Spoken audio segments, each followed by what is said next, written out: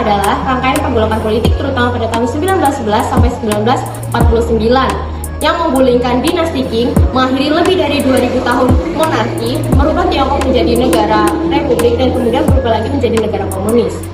Nah, revolusi ini didorong oleh keinginan nasionalisme, anti-imperialisme, dan keinginan modernisasi.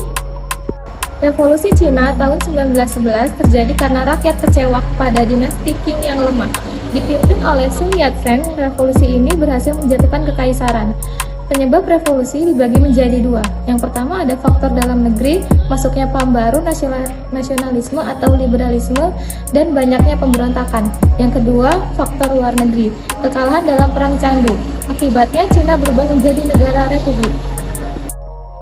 Apa pelopor revolusi Cina 1911? Satu, Sun Yat-sen, Bapak Tiongkok modern dan ideologi utama.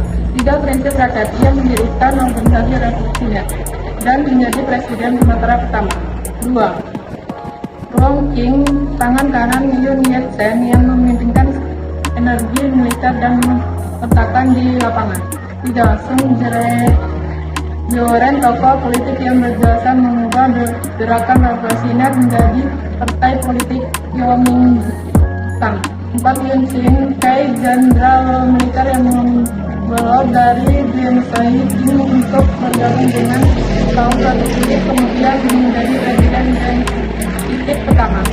Tujuan utama revolusi Cina pada tahun 1911 adalah menggulingkan dinasti Manchu, mengakhiri sistem pemerintahan dinasti Qing pada tahun 1644 sampai 1912 yang dianggap asing dan lemah, kemudian menghapus monarki, mengubah sistem kekaisaran otoritas menjadi republik negara yang modern, kemudian anti penjajahan asing, menghapus dominasi negara bangsa barat dan Jepang yang merugikan Tiongkok, penerapan Sanminchu atau tiga sendi rakyat, nasionalisme kebangsaan, demokrasi kedaulatan rakyat, dan sosialisme kesejahteraan rakyat. Proses revolusi Cina.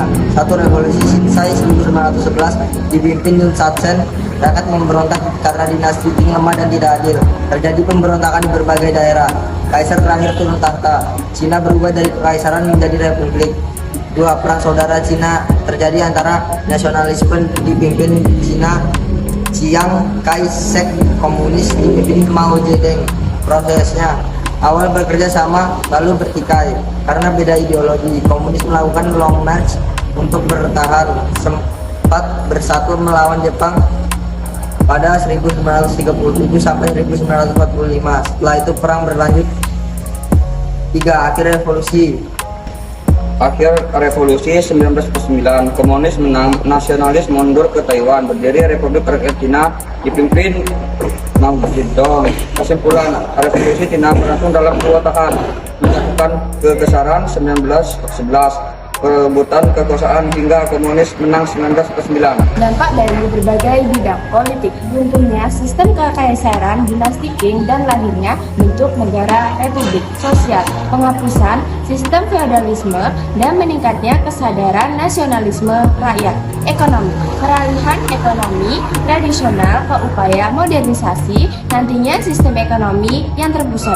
Ideologi, munculnya persaingan besar antara paham nasionalis dan komunis global, menginspirasi gerakan kemerdekaan di negara-negara Asia termasuk Indonesia.